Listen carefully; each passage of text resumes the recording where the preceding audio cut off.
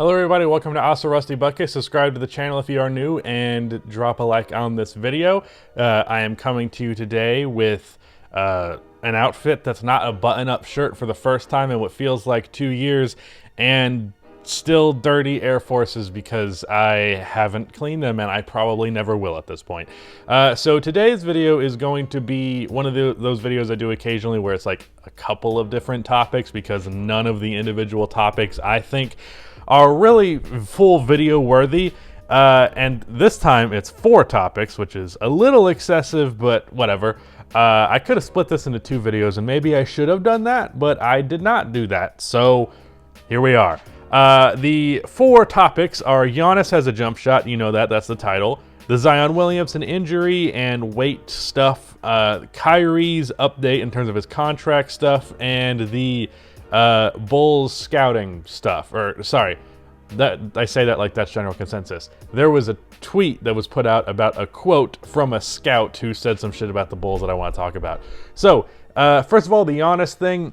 He played a preseason game the other day versus the Utah Jazz. I only watched the first half, but I think that's where he did most of his damage. But his jump shot looked immaculate. And the thing is, the thing about the jump shot that was so different, was 1, the lack of hesitance, 2, the speed of the form, and 3, the lack of the like pause / hitch that he has in it. When he goes up with it and there's like a little hesitation and then he shoots the ball, that's no longer there. So the form looked different, it looked faster, he looked more comfortable with it, he looked confident in it. A couple of mid-range pull-ups, a fadeaway that he was doing those already at a respectable rate, but looked even more confident in that. 1 pull-up three-pointer and 1 wide open one out of the corner that, like, the way, I don't know how to describe this other than the way the game was going, it felt like that shot was going to go in. Like, it was just like, oh yeah, that's dropping. Like, which, when it's Giannis, you never feel that. And then the other thing that I thought went a little under talked about was that his free throw was quicker. I saw a clip of the free throw that was like, he put it up in 5 seconds. So looks as though he has worked on some stuff with his jump shot, and it's the preseason, and one element of the preseason that's worth mentioning is that a player is going to do things that is more risky to them in the preseason, not like injury wise, but like he'll take a jump shot more likely in a game that doesn't matter. But for what it's worth, I think the jump shot looks different. It looks quicker. He looks more confident in it. The free throw looks better. I think Giannis' jump shot has improved. And I mean, I don't really need to add anything onto this. Like, if Giannis' jump shot is, even if he's a league average 3-point shooter and a good mid-range shooter, because I'd say he's about an average mid-range shooter right now. If he's a good mid-range shooter and a league average 3-point shooter on the volume that he typically takes, which is like 4 or 5 threes a game, he's the best player in the league, and it's not even close. Like, no contest. Especially if his faster free throw also improves his percentage to like 75, 80%. He's the best player in the league, and it's not a contest. I don't want to hear who you think is better than Giannis with a jump shot, because he's not. Giannis is the best player in the league if he has a jump shot. So let's just put it that way. Dom2K made an interesting point where he compared Giannis now going into this year to LeBron after winning a championship in 2012 and what that meant for LeBron's development. I could see a comparison there for sure, and I definitely think that's something that we could end up seeing. In 2013, LeBron is maybe the best individual season in the history of the game, certainly in contention for it. So if you're making comparisons to a season like that, you know we're in for something special. Moving on to the Zion stuff, I'm going to go over this real quick because I really don't think it's as big of a deal as people are making it out to be. Really, it just feels like, I don't know, I'm kind of surprised that this hasn't been mentioned by the YouTubers who I've watched their videos on this, but like, this feels like a cycle. Like, Zion has some sort of injury, and then he has a photo where he looks fat, and then people freak out about it. But then that happened last offseason, and then Zion averaged 28 on, what was his true shooting? It was like nearly 70%, I believe. I'm actually going to Google it so I can be sure.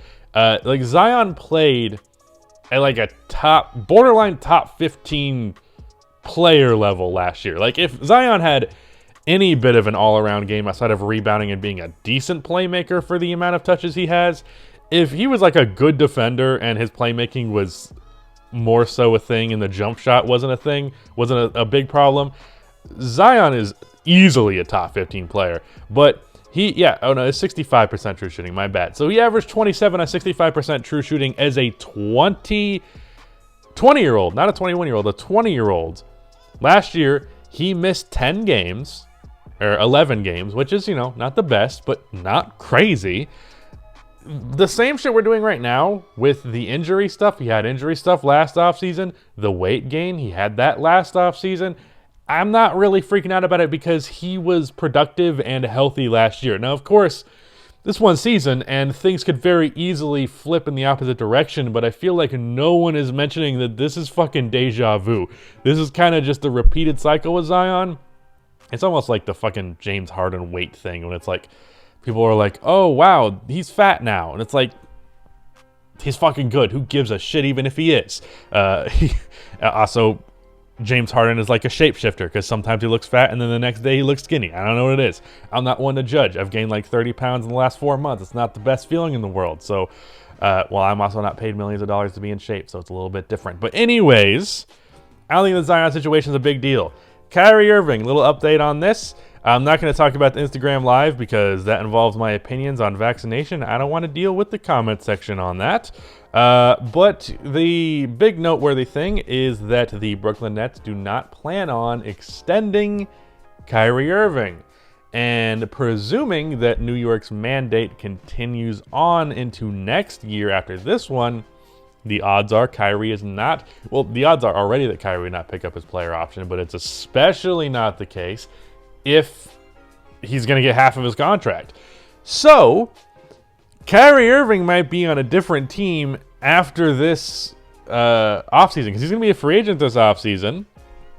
Everyone and their mother thought he was going to be extending with the Nets, but now the Nets are not going to offer Kyrie a contract. And someone did the math. The money he's losing, I think it might have been Shams. The money that he's missing this year and the money that he would have gotten that contract extension equals out to about $200 million. And I saw a couple of tweets with the same sentiment, and I'll say it myself. I'd inject myself with heroin for $200 million. Like, the things I would put in my body for that amount of money, a lot worse than whatever you think a vaccine is. Let's put it that way. So, anyways, so that's a big deal in the NBA, and this whole situation's insane. But last thing I want to talk about, I have talked about this bits and pieces here or there. Those are the same phrase, just different, about the Chicago Bulls and their defense, because there was recently a quote that I made a tweet about that was NBA Scout Unfiltered. Chicago improved offensively. I don't know how much they improved defensively. To me, defensively, they look like they're going to be pretty fucking bad again. So, this tweet has 19 likes, 106 quote retweets, so ratio. But first of all, I don't know how much they improved defensively. So looking at who the Bulls lost, they lost one good defender this year in Thad Young. And then they kept their already not great defenders. They added DeMar DeRozan, who is a very mediocre right down the middle defender. One of the most mediocre defenders ever. So like neither good nor bad. He's straight down the middle. And then they added Lonzo Ball, elite defender at the guard position. Alex Caruso, arguably, and I would say so, an elite defender at a combo guard. Derrick Jones Jr., who's a really good defender. Javonte Green seems like he's actually going to crack the rotation in the preseason. He has been a phenomenal defender. Troy Brown Jr., who is a really good defender, who played a little bit last year, but also going to be in the rotation. And the Chicago Bulls last year were a top 15 defense for the entire season, including when they switched from Wendell Carter in the starting lineup to Nikola Vucevic. So, going to be pretty fucking bad again. They weren't bad to begin with. So, that is a factually incorrect statement coming from an NBA scout, an anonymous one because he's too much of a bitch to put his name behind this garbage fucking take that is just factually wrong. But the point is, and this is a thing that has driven me insane, the Bulls were good, or not good, they were mediocre defensively last year. I believe they actually finished 12th, which is a little bit above the average, but regardless, the Bulls are a not bad defensive team last year. Then they add two elite defenders, and then two good ones to the rotation. One of them a new addition, one of them was there before but didn't really play. So 2 elite defenders, 2 new good defenders, and Troy Brown Jr., who no one talks about, is a really good defensive player. Patrick Williams was a really good defensive player his rookie year, and you could only assume he'll make strides. So in their starting lineup now, you have Lonzo as a really good defender and Patrick Williams as a really good defender. Lonzo was an elite defender. And Zach LaVine is mediocre. I think he's gotten to the point of being more leaning towards bad, but not terrible like he used to be. DeMar DeRozan's mediocre. Vucevic is mediocre.